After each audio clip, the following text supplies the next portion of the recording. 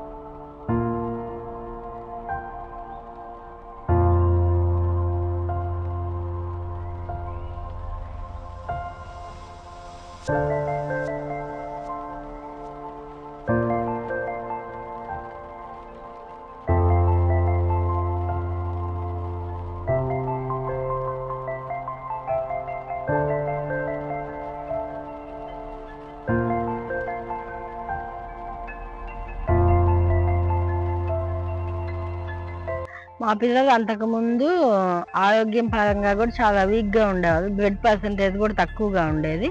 ఇప్పుడు స్వయంగా మేమే పండించుకున్న ఆకుకూరలు ఇవన్నీ వాడడం వల్ల బ్లడ్ పర్సంటేజ్ కూడా పెరిగి పిల్లలు కూడా మేము చాలా ఆరోగ్యంగా ఉన్నాము.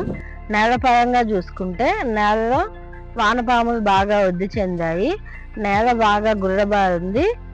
అంతకుముందు దున్నడం కానీ వాటర్ కూడా ఎక్కువ పట్టేవి. ఇప్పుడు వాటర్ కూడా అంత తీసుకోవట్లేదు. అంటే అంతకుముందు డైలీ వాటర్ పెట్టేవాళ్ళం. ఇప్పుడు రోజు మార్చి రోజు 3 రోజులకు ఒకసారి తడిస్తున్నాము. మోడల్తో పాటు ATM మోడల్ కూడా వేసుకున్నాము. ATM మోడల్లో వచ్చే ఆకుకూరలు, కూరగాయలు మేము ఇంట్లోకి వాడుకోగా ఇంకా బయట మండల మార్కెట్లో కూడా అమ్మడం జరుగుతుంది. దాని ద్వారా కూడా మేము అదనపు ఆదాయం తీసుకుంటున్నాము.